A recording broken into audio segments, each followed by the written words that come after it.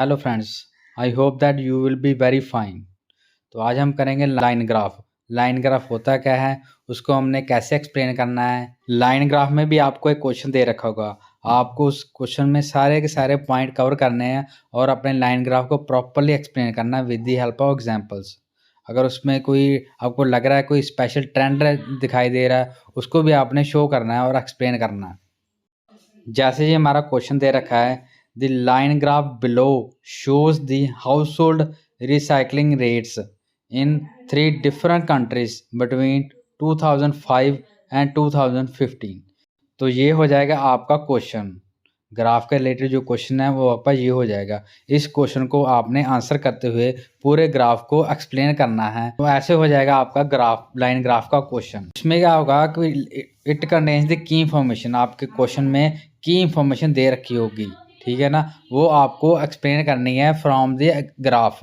Graph में जो question में आपको की इंफॉर्मेशन दे रखी है उसी को आपने एक्सप्लेन करना है with the help of graph. Line graph में क्या है कि आपको एक तो ग्राफ भी दे रखा है और आपको क्वेश्चन भी दे रखा है। अब इसी ग्राफ को आपने एक्सप्लेन करना है जो आपसे क्वेश्चन पूछ रखा है, ठीक है ना, और सारे के सारे ग्राफ को कवर अप करना है। चलो हम अब ग्राफ को थोड़ा जूम करके देखते हैं। जैसे हमारे जो वर्टिकल साइड पे दे रखा है, हमारे पास परसेंटेज दे रखी है, और नीचे जो हमारी हॉरिजॉन्टल एक्सिस है उस पर इन्होंने ईयर्स दे रखे हैं 2005 से लेकर 2015 तक। और ये जो हमारी कलरफुल लाइंस हैं ये हो जाएंगी हमारी कंट्रीज। ब्लू वाली हो जाएगी यूके, रेड वाली फ्रांस और ग्रीन वाली हो जाएगी हमारी जर्मनी। ये 3 कंट्रीज हैं। तीनों कंट्रीज का आपको ग्राफ दे रखा है। और ग्राफ हमारा किसके बारे में है, वो है हमारा रीजनल हाउस और रिसाइकलिंग रेट्स के बारे में। हमारे लाइन ग्राफ का स्ट्रक्चर कैसे आ जाएगा, चलो आइए देखते हैं। पहले हमारे आ जाए इंट्रोडक्शन और उसके बाद आएगा बॉडी पैराग्राफ्स। इंट्रोडक्शन में तो आपको पता है कि आपको पैराफ्रेज करके लिखना है और सिनोनिम यूज करके आपको लिखना है। उसके बाद हमारा है ओवरव्यू और फिर पैराग्राफ 1 और फिर पैराग्राफ 2, और ऐसे करके आपको अपना लाइन ग्राफ के बारे में लिखना है। जब भी आप लाइन ग्राफ करोगे तो आप इस स्ट्रक्चर को ध्यान में रखते हुए करोगे। अगर आप ये वाला स्ट्रक्चर फॉलो करोगे आप डेफिनेटली गुड बैंड स्कोर कर पाओगे। एक चीज़ आपको ध्यान रखनी है कि आपको लाइन ग्राफ में कंक्लूजन नहीं लिखना है। जैसे हम अपने ऐसे में कंक्लूजन लिखते हैं ना, तो वैसे आपको कंक्लूजन लाइन ग्राफ में नहीं लिखना है, ठीक है। ये आपको बात ध्यान में रखनी है। चलो हम अब स्टार्ट करते हैं अपने लाइन ग्राफ को। सबसे पहले आपको लिखना है इंट्रोडक्शन। इंट्रोडक्शन में क्या करना है, simply paraphrase the information from your topic. आपको जो टॉपिक दे रखा है उसी में से आपको पैराफ्रेज करके आपको उसका इंट्रोडक्शन लिख देनी है। और जो वर्ड आपको बार बार यूज़ करने पड़ रहे हैं उसकी जगह पे आपको सिनोनिम यूज़ करके आपको लिख देना है। और इस तरीके से आपकी ये हो जाएगी इंट्रोडक्शन। जैसे ये मैंने इंट्रोडक्शन लिखी है, the line graph illustrates the regional household recycling rates in UK, France and Germany from 2005 to 2015। तो ये आ जाएगी आपकी इंट्रोडक्शन। जैसे अब अगर हम देखें तो क्वेश्चन हमारा क्या था, क्वेश्चन में दे रखा है डिफरेंट कंट्रीज, तो हमने डिफरेंट कंट्रीज जगह पे हमने यूज़ कर दिया, कंट्री के नेम यूज़ कर दिए यूके, फ्रांस एंड जर्मनी, ठीक है। तो ऐसे करके ये पैराफ्रेज हो जाएगा। जैसे ये रहेगा शोज की जगह हमने यूज़ किया इलस्ट्रेट, ठीक है ना। शोज का हमने सिनोनिम यूज़ किया कौन सा, इलस्ट्रेट।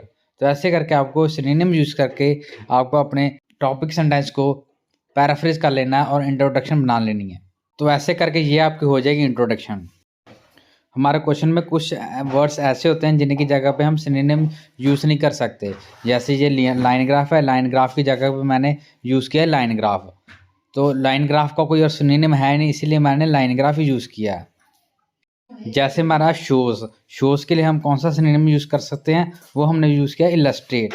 शोज़ को हम इलस्ट्रेट भी लिख सकते हैं। अब जैसे हमारे ये क्वेश्चन में दे रखा है हाउस होल्ड रिसाइकलिंग रेट्स, तो इसका सिनोनिम हम ग्राफ में से भी यूज़ करें। जैसे ग्राफ में है regional household recycling rates, तो हम ये भी यूज़ कर सकते हैं। अब क्वेश्चन में जैसे दे रखा है 3 डिफरेंट कंट्रीज दे रखा है, तो हम 3 डिफरेंट कंट्रीज के नेम भी यूज़ कर सकते हैं। तो नेम हम ग्राफ में दे रखे हैं वही हम नेम लिख देंगे। 3 डिफरेंट कंट्रीज कौन कौन सी हैं, यूके, फ्रांस, जर्मनी। तो हम क्या करेंगे, हम तीनों कंट्रीज के नेम लिख देंगे। नेक्स्ट क्वेश्चन में दे रखा है बिटवीन 2005 एंड 2015, तो इसे हम लिख देंगे फ्रॉम 2005 टू 2015। तो ये हमारी हो जाएगी पूरी इंट्रोडक्शन। इस तरीके से आपको इंट्रोडक्शन लिखनी है पैराफ्रेज करते हुए। इंट्रोडक्शन के बाद हमें लिखना ओवरव्यू। ओवरव्यू में हमें देना है हम किस चीज़ के बारे में बात करेंगे वो हम मोटा मोटा उसमें बताएंगे। यानी कि हमारी ओवरव्यू में आ जाएगी की इंफॉर्मेशन। ओवरव्यू कंटेन्स की information from the graph. Line graph में हमें जो की इंफॉर्मेशन पता चल रही है देख के वो हम इसमें लिखेंगे। There should be no dates, no numbers, no percentages. आपको ना तो डेट्स लिखनी है, ना कोई परसेंटेज लिखनी है और ना ही कोई नंबर लिखना है। अब नेक्स्ट आपको की फीचर्स लिखनी है। अब ग्राफ में से देख के की फीचर्स लिखेंगे। जैसे कि हमारा ये यूके और जर्मनी का ग्राफ हमारा इंक्रीज हो रहा है और जो हमारा फ्रांस का ग्राफ है वो डिक्रीज हो रहा है। तो आपको दोनों का इस पैराग्राफ में लिखना है, इंक्रीजिंग वाला भी और डिक्रीजिंग वाला भी। पहले आप इंक्रीजिंग वाला लिखेंगे, उसके बाद आप डिक्रीजिंग वाले को एक्सप्लेन करेंगे। और जनरल ओवरव्यू हमारा क्या बन जाएगा, वो आ जाएगा हमारा the recycling rates of UK and Germany showed a steady but significant rise over the period, while the percentage of recycled waste in France experienced a downward trend। तो ये हमारा हो जाएगा जनरल ओवरव्यू। आपको ऐसे करके अपना जनरल ओवरव्यू लिखना है। नेक्स्ट आप डाटा को ग्रुप करके भी लिख सकते हो। You can group the data. ठीक है, आप डाटा को कैसे ग्रुप कर सकते हो, आप कंट्री के अकॉर्डिंग भी ग्रुप कर सकते हो, बाय सिमिलर ट्रेंड के अकॉर्डिंग भी ग्रुप कर सकते हो। जिनके ट्रेंड सिमिलर हैं आप उन कंट्रीज को एक तरफ रख सकते हो और जिनके सिमिलर नहीं है उनको अलग रख सकते हो। ऐसे करके आपको डाटे को ग्रुप कर लेना है, फिर आपने इसको लिखना है। आपको ऐसे भी कर लेना है, एक पैराग्राफ में आपको लिखना है इंक्रीजिंग ट्रेंड और दूसरे में आपको लिखना है डिक्रीजिंग ट्रेंड। एक पैराग्राफ में आपको फीचर हो जाएगा इंक्रीजिंग ट्रेंड वाला और दूसरे में आपका कौन सा फीचर हो जाएगा, वो हो जाएगा डिक्रीजिंग ट्रेंड वाला। तो इस तरीके से आपको लिखना है। एक पैराग्राफ में आप इंक्रीजिंग ट्रेंड के बारे में लिखोगे और दूसरे पैराग्राफ में आप डिक्रीजिंग ट्रेंड के बारे में लिखोगे। तो इंक्रीजिंग वाला ट्रेंड हमारा कैसे आ जाएगा, वो आ जाएगा इन 2005 recycling rates of the UK and Germany were nearly 35% and 20% respectively. Germany's rate increased sharply throughout the period, exceeding France's rate in 2009 and reaching almost 60% in the end of the period.